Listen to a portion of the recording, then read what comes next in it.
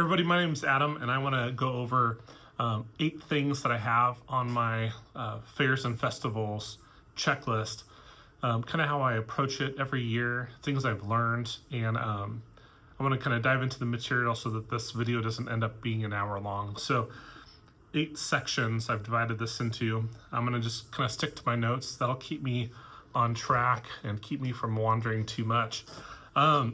So the first thing is event planning and registration.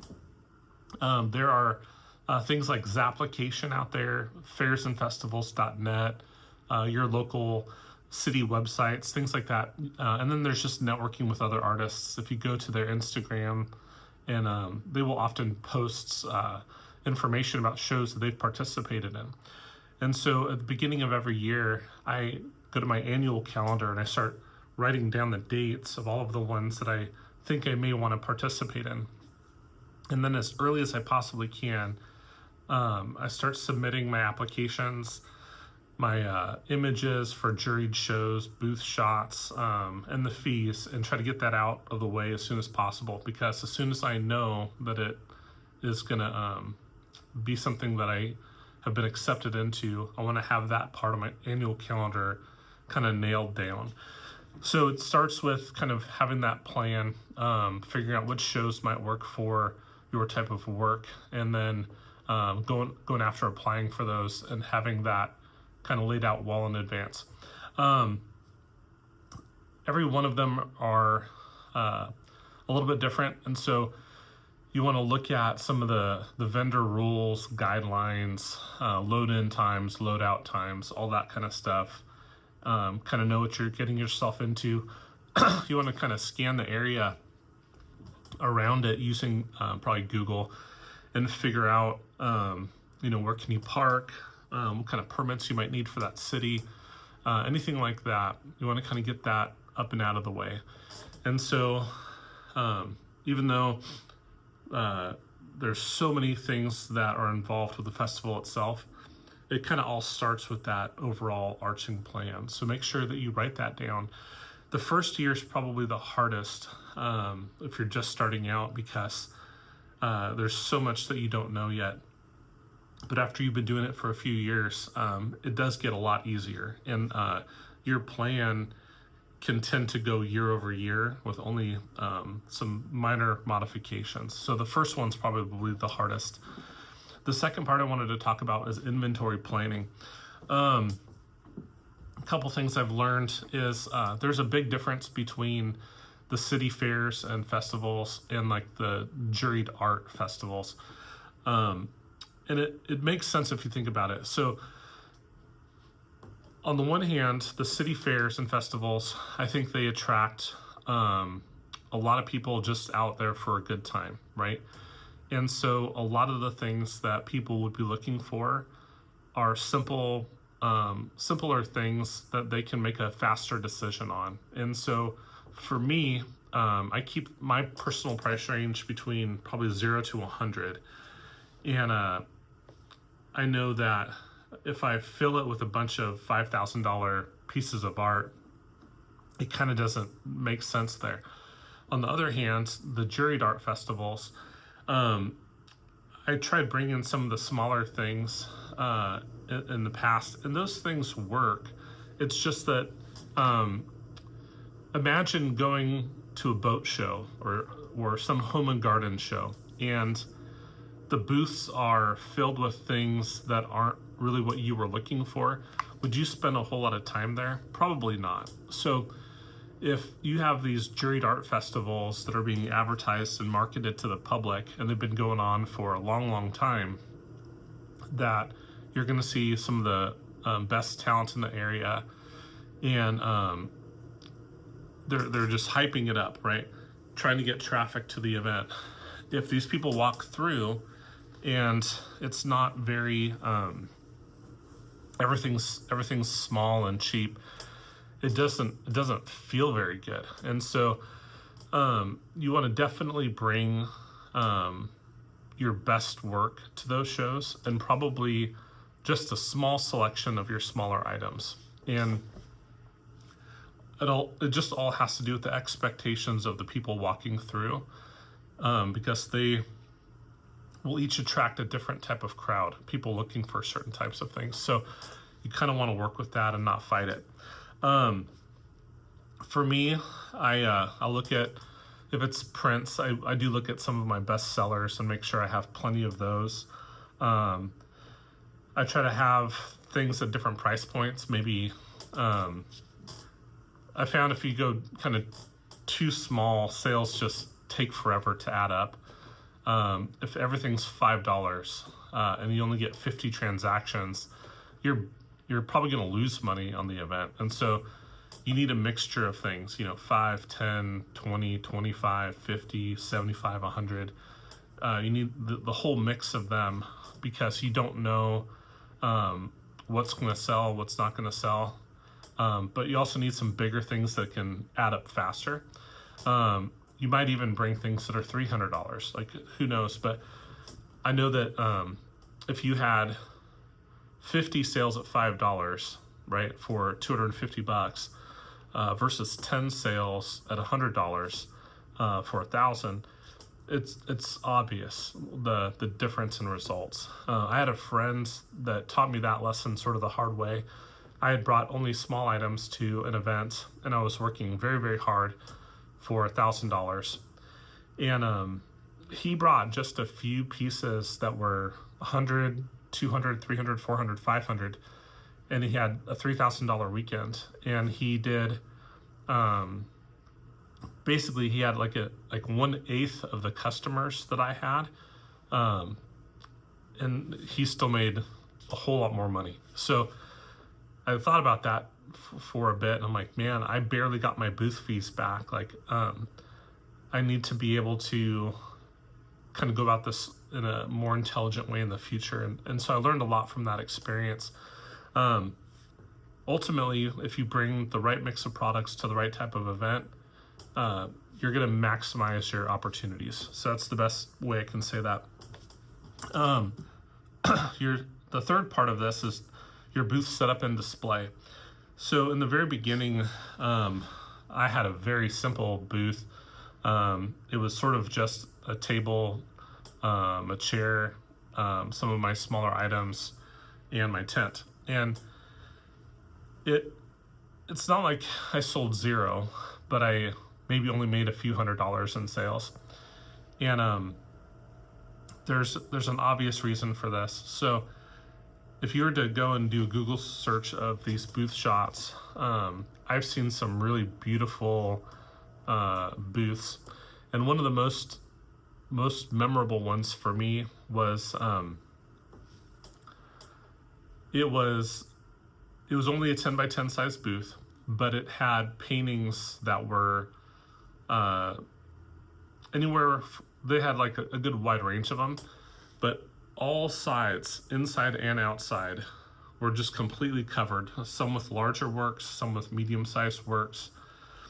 Hardly anything inside the tent. 2 tables and a print rack. And you can see it was positioned like in the center of the whole fair. No matter which entrance you came in from, everybody noticed that booth. It was absolutely gorgeous. And that becomes like a magnet, right? People want to go check out what's in that. And in the same way that if you're a bakery and you're pumping out the good bread smells, right? This is visual. And so we're trying to appeal to the visual senses. And so the better your booth looks, it's going to attract a whole lot more attention than if you kind of go cheap on that or shortcut that process. And so I made improvements as I went, just because I only had so much money to start with in the beginning. But gradually, fair after fair after fair, my booth presentation got better and better. And it does attract a whole lot more traffic. And the traffic allows you to, just think about it. If you had 50 people come to your booth or 500, chances are you'll sell more at the 500, even if you didn't get any better at talking about your art. Just the sheer numbers kind of work in your favor. So because we're visual people, we need to create a booth that is visually appealing to the public, and you have to bring your weights, your sidewalls, your display materials, just maybe a couple tables, tablecloths, signage, pricing information.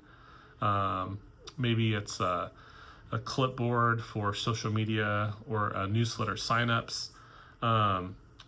I haven't really needed lighting in the past. I feel like in the summer months it stays light as long as the show's open. But I have seen some booths that had power running to them with some lamps, like professional lighting. It looks great. There's no question. But for me, it hasn't been a big thing. Flooring, I think it makes the booth look nice. I don't know if it matters that much. I think people sort of, they don't have a lot of expectations on the flooring part of it per se. But you want to be able to figure out a checklist of all those things that you need, and then figure out what's going to fit into your vehicle, or if you maybe need to rent a vehicle for the event. The next section, part 4, is marketing materials. So business cards, postcards, your email list. I have a banner that goes over the top of my booth. Having your social media handles, your website, a QR code that just goes there. And then maybe some sort of giveaway, whether it's a signed print or a small original, or whatever you can think of that would be small that you can give away at scale. Could be small stickers. Those kind of things are really nice and helpful for helping you build an email list. And the thing I underestimated in the beginning of the fairs was I was only thinking about making sales. I wasn't necessarily thinking about building a fan base. And then I realized that in some ways the fairs and festivals almost work better if you treat them as a trade show type event, right? So my wife is a veterinarian. We own a pet store and an animal hospital. And when I go to Western Veterinary Conference or I go to Super Zoo, there is a really amazing vendor hall. And you'll see really huge billion-dollar brands in that room. You'll also see sole proprietors in that room. And when you walk through display after display after display, you realize that some sales will happen at that event.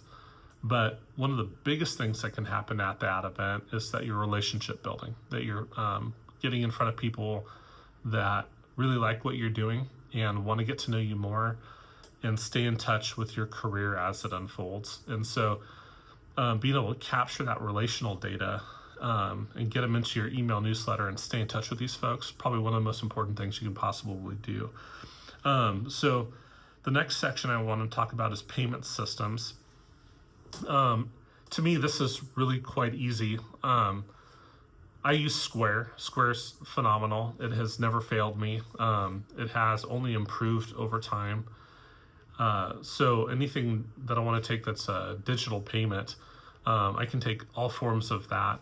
And then I get the dad little fanny pack for my cash box. I just put my money in there. I used to bring a physical cash box, but that made me nervous about people walking off with it. So however you want to handle that, being able to have more forms of payment available makes it easier on everybody. So the payment system's really important. Now, one thing that can be troublesome sometimes, depending on the area that you're in, is it needs some sort of a signal to work, some sort of Wi-Fi or, cell data. Sometimes there's been some moments where I wish I had like a Wi-Fi separate like booster, like a hotspot, so that the signal was more clear. It wasn't just taking forever. It starts to make you feel very nervous that if your payment, your ability to take payments limited to just cash, then you might really struggle, just because very few people carry cash today compared to just having Apple Pay and Venmo and cards. And so any form of payment that you can take adds to the ability of capturing a sale versus losing one. Packing essentials. So this is something that is really interesting because it's not the first thing that comes to mind, but having a toolkit available, tape, scissors, zip ties, clamps, cutters, you need to have that readily available. Extra price tags, pens, clips, however you want to set up your pricing, you want to have things like that available. Bags for takeaway, maybe some sleeves, protective wrapping for sold artwork. That's nice to have. Snacks, water, and a folding chair. I ended up getting the tall folding camping chairs, and that is such a game changer. Those days can get real long, and it's hard to, especially in the heat, want to be standing for 3 days in a row for 8 hours, especially if you're by yourself. You need an opportunity to sit down and relax and stay cool, hydrated. If you sit in a small chair, then you're kind of down low and not at customer eye level as they're walking around. So when I got to that nice tall camping chair, it was worth every penny of it. It also has some pockets in the side I can keep my my tools or my phone or whatever for if someone needs to buy something, I can just pull that out and take their payment. So it's pretty helpful. The snacks and water, I go through so much water at those events.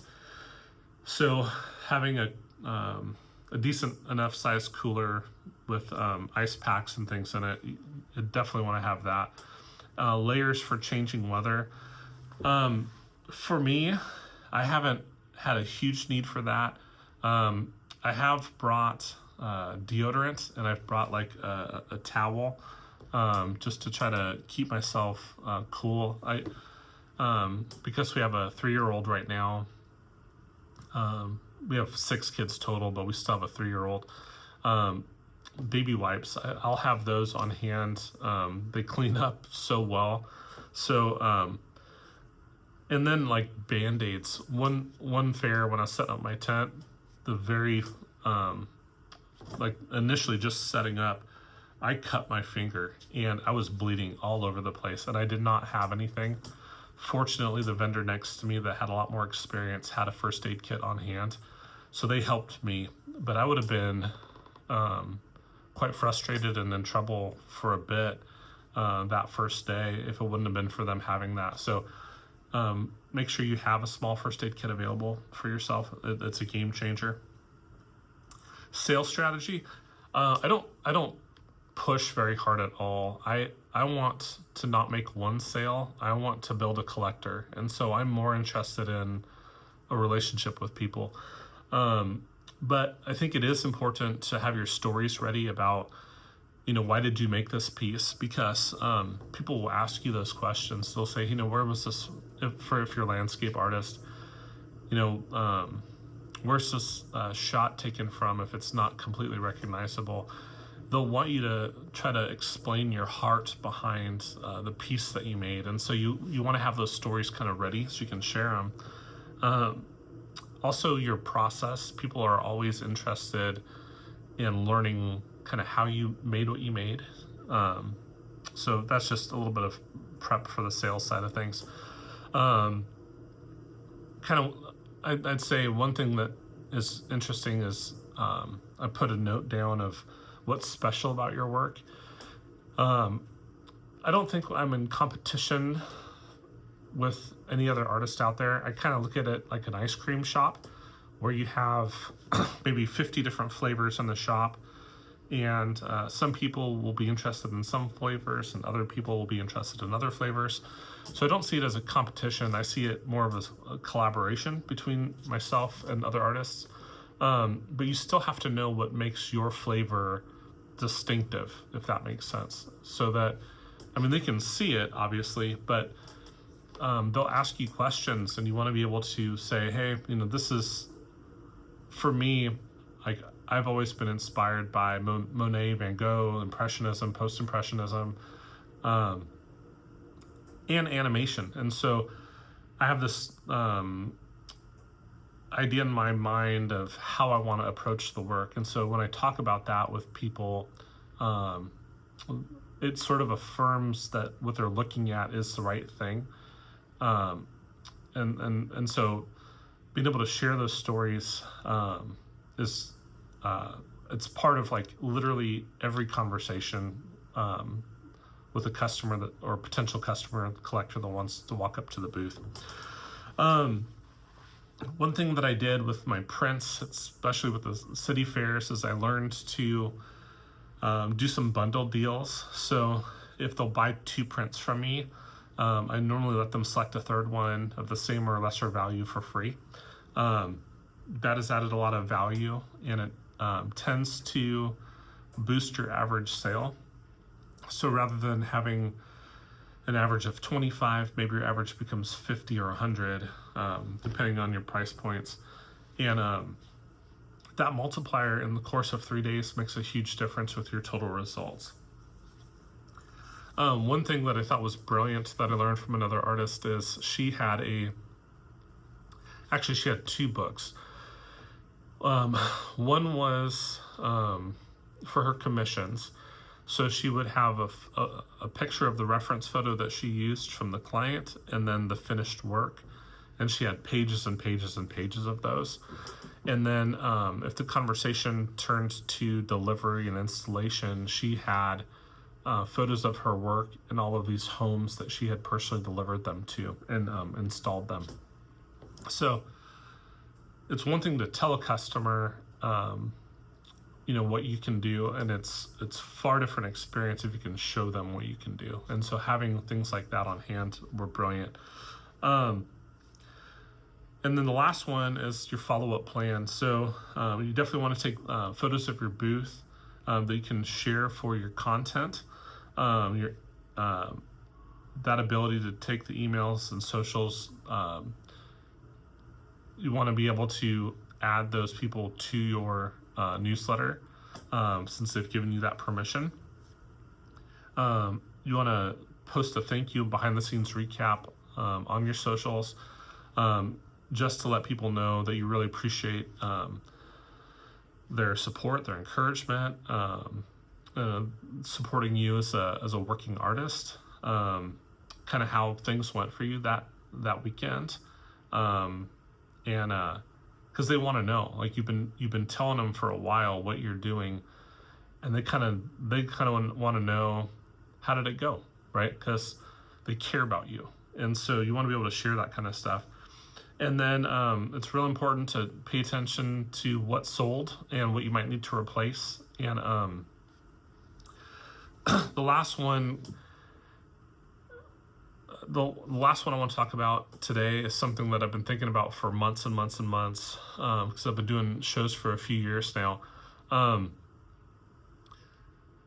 If your booth, let's say at one event, has $5,000 to $10,000 worth of merchandise in it, right? Then to some degree, that is going to be the most you can possibly make at that event, right? And if you have multiple events and you're selling down, you have to have the backup inventory ready for these other shows. And so I think I've learned I need to make way more work than I used to think I did, just to be ready for things as you go through the summer. If you can have a couple paintings or whatever you make as backup inventory once something sells, That way you can replace that hole in the wall and keep your booth looking full. It's just what every other retail store and other business would do. But sometimes we get so focused on the one event and we start to sell down through the summer and we just don't have enough inventory kind of getting through it. So you want to plan that way in advance and make sure you have more than enough going in. And I know that because I bootstrapped this thing from zero, and I've been building and building and building and getting to the point where I have a studio. In the beginning stages, you might just not have very much money at all, and you just have to start where you can. But over time, if you just keep reinvesting, you'll build up more than enough, and then you get to a point where you have to have enough original work ready to go, plus your prints or cards or calendars or t-shirts or bags or stickers, whatever it is that you make. You want to have more than enough inventory going into the fairs, because it's the whole point, right? If we didn't care about making money with our art and try to make a living from it so that we can do more of it rather than working for someplace else, none of this stuff would matter. But because we are trying to become a working professional and be able to do more art in our lifetime, we got to figure out how to sustain it, and we have to have these little business practices figured out. So make sure every one of these things, I'll just recap real quick. Your event planning and registration portion, your inventory planning, your booth setup and display, marketing materials, payment system, packing essentials, your selling strategy, and your follow-up plan.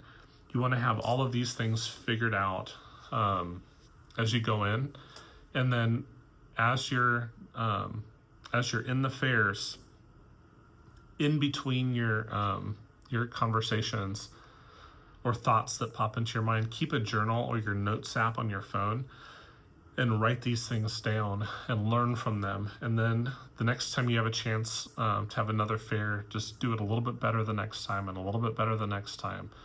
And it's amazing looking back on a journey, how far you've come, and you will continue to be able to iterate and make things better. The same way that you learned how to become an artist, your booth can become that work of art that gets better and better over time too. So it's end of March right now, 2025. I have about 90 days before my juried art festivals start happening. So I have only a few more months to get as many pieces done as I can. So I'm going to end this video now and go get to work. But thank you for taking the time to watch this. I hope it's helped. Please stay in touch with me. Please like the video if you liked it. Please subscribe. It's a brand new channel, even though I technically started it in 2017. I haven't really done anything with it until this year. So I'm just now trying to get that out there. So please subscribe. If you like it enough to share it with an art friend, go ahead and share it with them too. Any way I can help you guys, please let me know. And I'm always willing to answer questions or comments in the discussion below. So go ahead and add that too. But until then, I hope you have a great fair season, and we'll catch you on the next one.